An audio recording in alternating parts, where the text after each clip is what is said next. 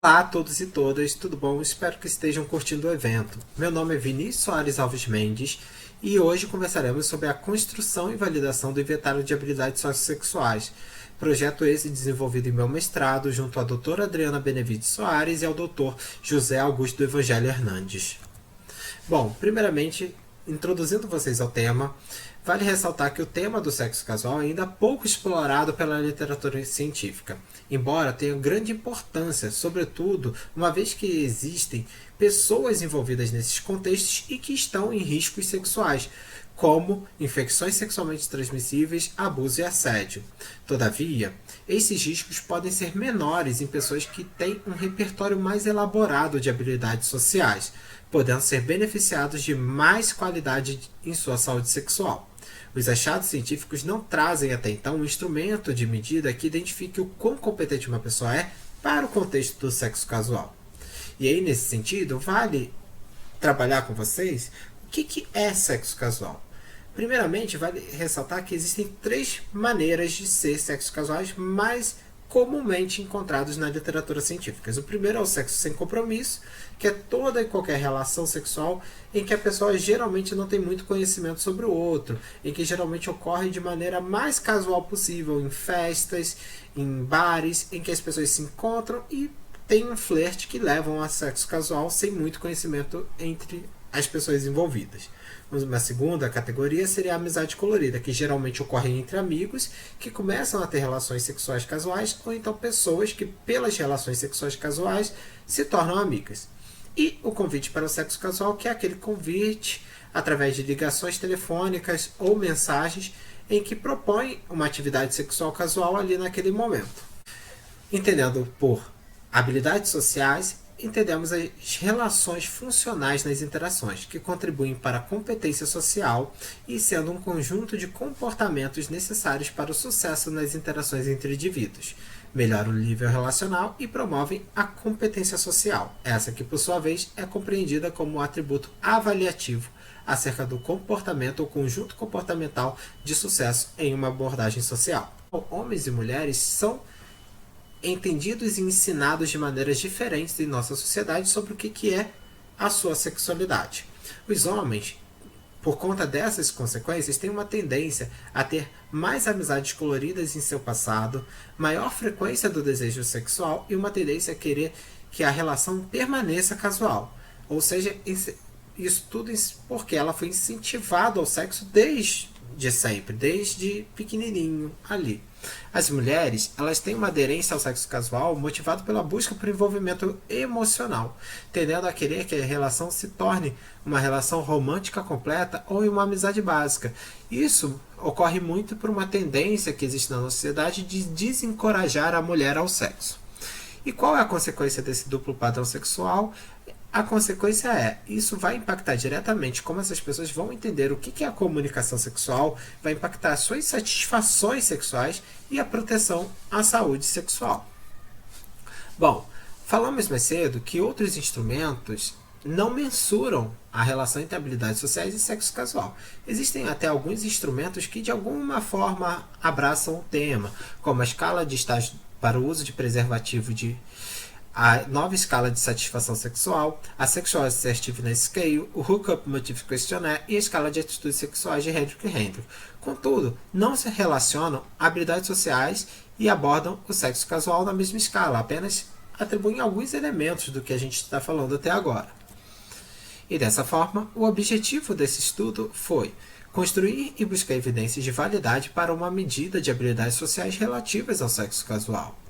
E como método, a gente identificou na primeira etapa as habilidades sociais utilizadas na abordagem visando o sexo casual, através de uma pesquisa bibliográfica que não foi encontrada correlação entre habilidades sociais e sexo casual, e através do grupo focal, em que encontramos as habilidades comunicativas, tanto verbal como não verbal, de civilidade, assertividade, fazer e manter a amizade e de solução de problemas interpessoais. A segunda etapa foi a definição de parâmetros e construção dos itens, em que a gente identificou as situações para abordagem do sexo casual e as habilidades sociais envolvidas, e que culminou em situações interpessoais contextualizadas, mais a relação socialmente habilidosa. A terceira etapa foi a da definição de escala de resposta e caracterização da amostra, que utilizamos o modelo Likert entre nunca, poucas vezes, metade das vezes, muitas vezes e sempre, ou seja, de 5 pontos, em que participaram 1.471 pessoas, com 571 válidos, sendo 181 homens, 31,7%, e 390 mulheres, 68,3%, em que incluímos jovens adultos de ambos os gêneros, heterossexuais, cisgêneros e solteiros, e excluímos pessoas que estivessem em uma relação romântica formal. A quarta etapa foi a de validação por juízes, em que houve a submissão do instrumento a 5 juízes.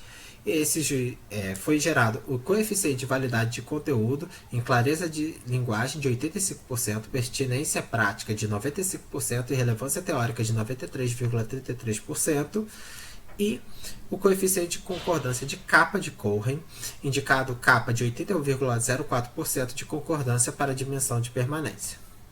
A quinta etapa, análise de validade empírica, foi aplicado o questionário na modalidade online devido ao Covid-19, através da plataforma Google Forms, em que a amostra foi selecionada por conveniência. Outras aplicações foram o questionário sociodemográfico e o inventário de estilos de namoramento, IEE. A análise de validade psicométrica foi dada da seguinte maneira: os dados foram analisados por análise fatorial exploratória, Factor Analysis. Foram 2 fatores, de 48 itens fomos para 18 itens, e o coeficiente de correlação de Pearson, que correlacionou o inventário de habilidades sociossexuais e o inventário de estilos de namoramentos. Agora falaremos sobre os resultados.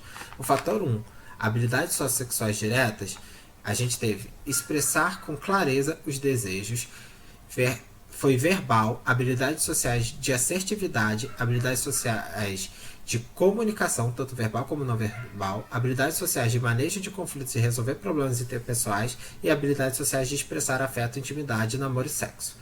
O fator 2, habilidades sociossexuais indiretas, a gente esteve com um estilo sutil de competência, com expressões mais gestuais, com expressões mais em meios eletrônicos e com habilidades sociais de comunicação, tanto verbais quanto não verbais, com habilidades sociais de fazer e manter amizade e habilidades sociais de expressar afeto, intimidade, namoro e sexo. Aqui temos alguns exemplos dos itens que permaneceram, podendo ser identificados a seguir, e a gente pode ver, a gente teve um alfa de Combach de 0,81 para o fator 1 e 0,67 para o fator 2. A correlação entre as dimensões do inventário de habilidades sociossexuais e o inventário de estilos de namoramento foi feita através do coeficiente de correlação de Pearson, em que podemos ver que tanto o inventário de habilidades sociossexuais direta está relacionado ao estilo de namoramento direto, como o inventário de habilidades sociossexuais no fator indireto está relacionado ao estilo de namoramento indireto. Na estatística descritiva e ANOVA para o fator sexo e as dimensões do IHSS, a gente entende que os homens possuíram maior afinidade com o fator 1 das habilidades sociossexuais diretas, tendo uma média de 2,8 enquanto as mulheres 2,4, enquanto nas indiretas as mulheres tiveram prevalência, tendo uma média de 3,9 enquanto os homens 3,6. Bom, por considerações finais, a gente entende que foram 2 fatores, as habilidades sociossexuais diretas e indiretas. As habilidades sociais no fator 1 a gente pode destacar a da assertividade, a da comunicação principalmente verbal, manejar conflitos e problemas interpessoais, e as habilidades de expressar afeto e intimidade, que estão em todas. Assim como no fator 2, a comunicação, principalmente a não verbal, fazer e manter amizades, e a de expressar afeto e intimidade, que também estão em todas. Os estilos a gente entende como direto e indireto, e a contribuição contribuindo para abordagens mais habilidosas e para a diminuição de riscos sexuais, que são IST, abuso e assédio. O uso dessa pesquisa pode ser tanto clínico quanto para pesquisa. Muito obrigado. Qualquer coisa, pode entrar em contato conosco.